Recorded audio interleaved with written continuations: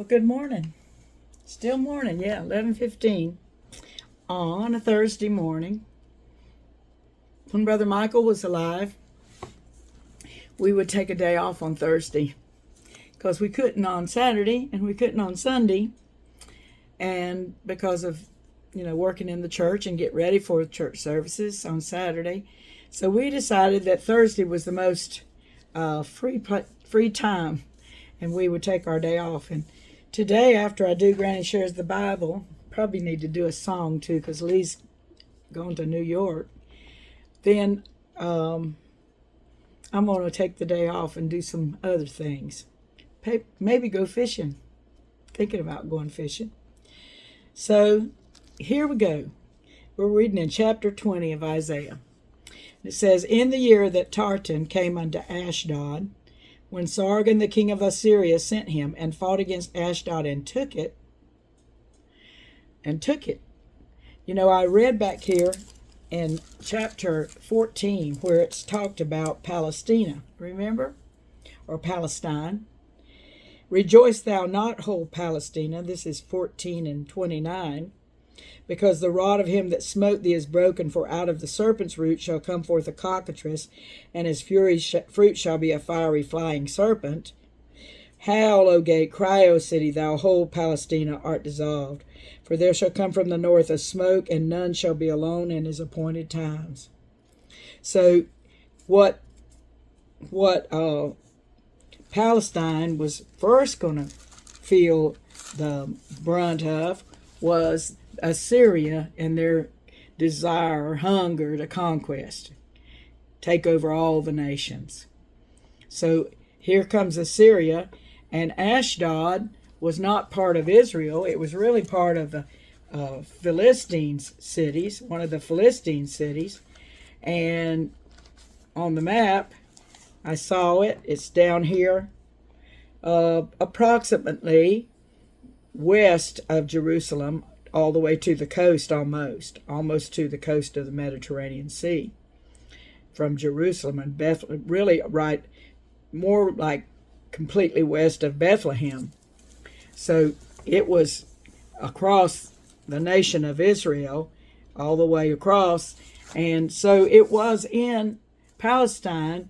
And it said they fought against Ashdod. This Tartan came unto Ashdod, fought against it, and took it. So it was completely overwhelmed by the Assyrians. Verse 2 said, "At the same time spake the Lord by Isaiah the son of Amos." Look at the same time.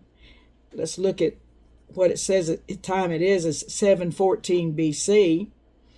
It was, the Lord was telling Isaiah to go and loose the sackcloth from off thy loins and put off thy shoe from thy foot.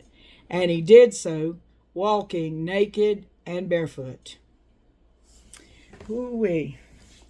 Now, the sackcloth from off thy loins sounds like he was showing himself completely. Would that be a hard thing to do, for the Lord to tell you to do that? Oh my, it would be extremely hard to do. For me, it would be extremely, he never asked a woman to do that. I'll tell you that. That's not in the Bible that he asked a woman to do that. He didn't. He didn't ask a woman, but he did tell, not to ask, he did tell Isaiah, the son of Amos, to do it. Concerning the prophet himself, he was, if we may believe the tradition of the Jews, of the royal family. This is from my Matthew Henry. His father being, they say, brother to King Uzziah, King Uzziah's nephew. He was certainly much at court, especially in Hezekiah's time. The Spirit of God sometimes served his own purpose by the particular genius of the prophet. For prophets were not speaking trumpets through which the Spirit spoke, but speaking men by whom the Spirit spoke, making use of their natural powers in respect both of light and flame, and advancing them above themselves. So that meant that he was himself, Isaiah. And if if what they say is a tradition of the Jews is to be believed, he was in the lineage of David, Uzziah the king's nephew. So you might never have known that, and I don't know it. It just said that here in this commentary book to tell who everybody believes that Isaiah was. He was the son of Amoz, but that this says he was a nephew to Uzziah, or in the house of David. But here he is, that Isaiah, who was always at court, and it talks about in the first chapter that the vision of Isaiah the son of Amoz, which he saw concerning Judah and Jerusalem in the days of Uzziah, Jotham, Ahaz, and Hezekiah, kings of Judah. So he had access to the court all the time. And it makes sense that he would have been some royal personage. Isaiah would have been. But here's if he is some royal personage, here he is walking naked and barefoot. And the Lord said, verse 3, like as my servant Isaiah hath walked naked and barefoot 3 years for a sign and wonder upon Egypt and upon Ethiopia. So God wanted him to be a sign upon Egypt and upon Ethiopia. Now you know that Egypt is down in Africa and Ethiopia is farther down in Africa, on the east side of Africa. And Ethiopia is down at what I guess is known as the sources of the Blue Nile and the White Nile, which come together and become just the Nile in Egypt. So it is a place of the rivers. And when we look back there, it says, woe to the land shadowing wings, which is beyond the rivers of Ethiopia, that sendeth messengers by the sea, even in vessels of bulrushes upon the waters, saying, and then it goes on to tell that those messengers were saying to a nation scattered and peeled, to a people terrible from their beginning hitherto, a nation beaten out and trodden down, whose land the rivers have spoiled. All ye inhabitants of the world and dwellers on the earth, see ye, when he lifteth up an ensign on the mountains, when he bloweth a trumpet, hear ye. So Ethiopia and Egypt are put together here in chapter 20, and Isaiah was walking naked and barefoot as a sign, for a sign and wonder upon Egypt and upon Ethiopia. Verse 4 says, so shall the king of Assyria lead away the Egyptians prisoners, and the Ethiopians captives, young and old, naked and barefoot, even with their buttocks uncovered, to the shame of Egypt. And they shall be afraid and ashamed of Ethiopia, their expectation, and of Egypt, their glory. So Egypt was expecting Ethiopia to help them. But we find out in chapter 18 that they were just warning them of what was to come.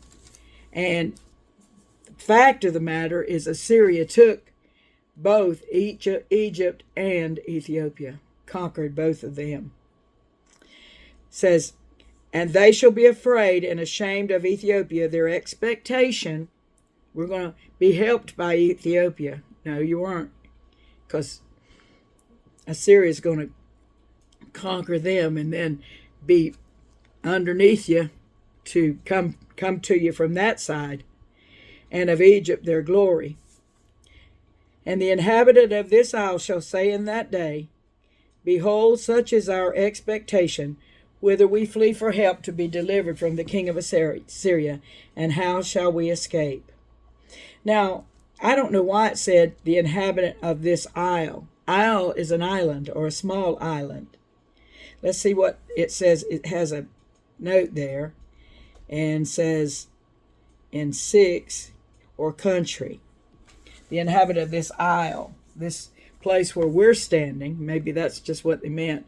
This little place we're standing, And the inhabitant of this isle shall say in that day, Behold, such is our expectation, whither we flee for help to be delivered from the king of Assyria, and how shall we escape?